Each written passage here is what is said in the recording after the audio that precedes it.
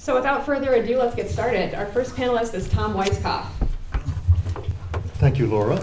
Delighted to be here on this panel. And I've got 7 minutes. We've each got 7 minutes to speak. I tend to go over time, so to correct that, I'm going to read rapidly to try to finish before I'm cut off.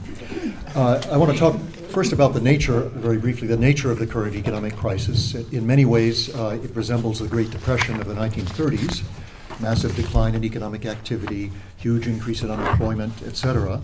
But this one is not as deep, and that's why people have taken to calling it the Great Recession. There are also other important differences, the most important of which is that this crisis comes at a time when the whole economic model that has dominated the United States and much of the world for the last century is facing unprecedented challenges. Global warming, which is already altering the world's environment and threatens to change the planet as we know it. The unsustainability of ever-increasing material production and consumption, which makes it not only desirable but essential to replace the dominant individualistic growth ethic with a new solidaristic and redistributive ethic. In other words, unlike in the 30s, we now really need a transformation, not just a recovery. Now, how do we respond to the crisis then? Whether it's a matter of just reinvigorating the economy or transforming it, as I think we need to do, it's going to call for major shifts in economic policy at the macro level. There's no question that the US federal government will have to play an important constructive role, for example, in achieving significant emissions limitation measures within the US and around the world, and in redistributing wealth, income, and opportunities from the very rich, who have profited so much over the last 25 years, to those left behind.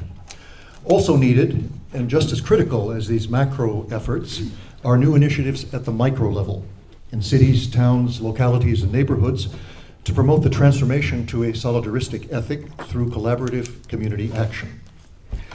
Fortunately, as the need for such a transformation has become increasingly evident, a new national movement for transforming the economy has already come alive. I'm referring to the movement for a solidarity economy, which developed out of the World Social Forum movement launched in Brazil in 2001. In 2007, the annual World Social Forum General Meeting was held in the United States, and in that context, a US solidarity economy network was developed with the following mission. The solidarity economy rejects the current individualistic, money and profit-centered values of the neoliberal economy. It recognizes that economics is about our relationships to other people and to our environment. It strives to insert values of cooperation, equality, democracy, local community control, and sustainability into these relationships.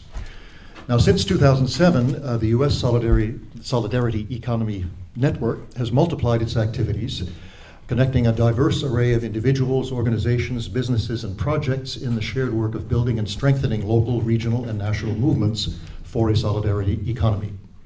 And I want to use the rest of my time to give you some examples of the kinds of things that have been developed that illustrate the nature of the solidarity economy. Some of them have begun well before this economic crisis. Others have emerged just during the past couple of years.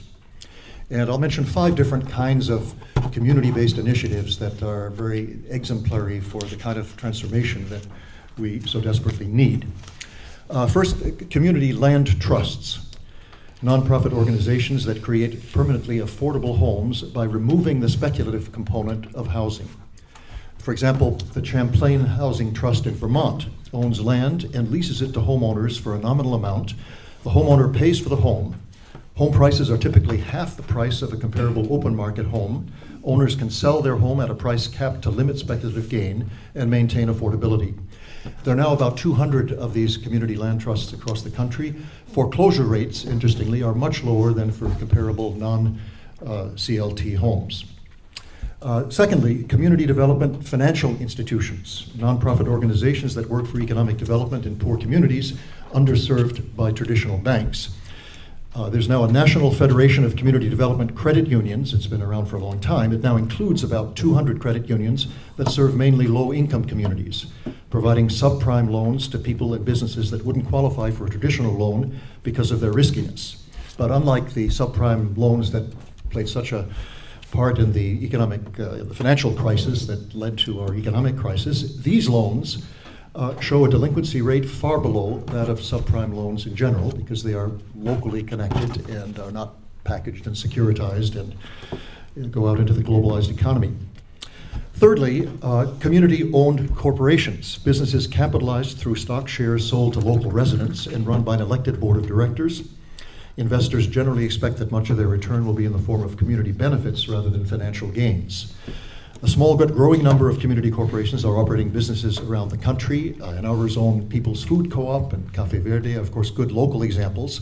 But there are many others, and also in places unlike Ann Arbor with a kind of long-time liberal and community-oriented tradition. In Swanville, Minnesota, there's a place called Granny's Cafe where some 60 families share ownership of the town's only restaurant. Another example is the Mercantile, a community-owned department store in Powell, Wyoming, home of Dick Cheney, which was planned and developed by a group of residents after the closure of a department store belonging to a regional chain. And there are other examples I could mention, including wind energy farms about to go into production and operation in northern Iowa. Number 4, worker-owned cooperatives, business enterprises owned by the workers with a commitment to workplace democracy and strong links to the local community, often financed by local banks. They have a good record of providing jobs with decent pay, substantial stability, and greater worker satisfaction, as well as support for the welfare of the local community. Such cooperatives are widespread around the world, but so far not very numerous in the United States. Recently, however, they have begun to network with one another to incubate new worker cooperatives, and the prospects for growth are much better than they've been in a long time. Some examples: in Berkeley, California, the Cheese Board Collective helped seed the Arizmendi Association of Cooperatives, a project to develop other cooperatively run bakeries in the area. In 2004, the U.S. Federation of Worker Cooperatives was created to bring together local and regional co-op organizing, develop new cooperatives, and offer support services to their members. Another example is the Evergreen Cooperative Laundry in Cleveland, Ohio, owned by its 50 employees, most of whom live in the surrounding impoverished community, and that's just a flagship of a wider network of evergreen cooperative businesses.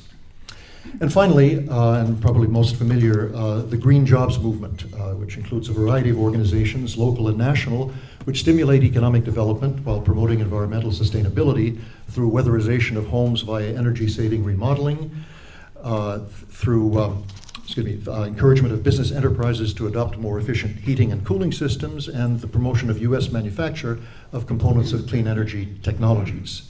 Perhaps the best known such effort is the Green Collar Jobs project of the Ella Baker Center in Oakland, California, initiated by Van Jones, unfortunately recently hounded out of his job in the Obama administration, which weds environmentally oriented job creation with community development in low-income neighborhoods. Other examples include the Green Worker Cooperatives in the South Bronx and the Massachusetts Green Jobs Coalition, which seeks to develop job training, incubate new green initiatives, and advocate for public policy to promote green jobs.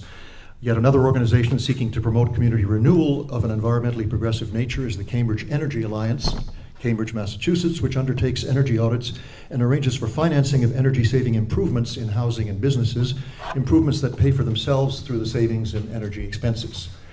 To conclude, information about I see the hand is up back there, about the U.S. Solidarity Economic Movement and all kinds of solidaristic community-based initiatives like the ones I've described here is available on the web at many sites, and I have compiled a list of some of the best sites which will be put up on the website of Michigan Peaceworks very shortly, along with my remarks here this evening. So I urge you all to check out these websites in order to get a good sense of how we can work to promote and expand solidarity economy initiatives here in southeastern Michigan. Thank you.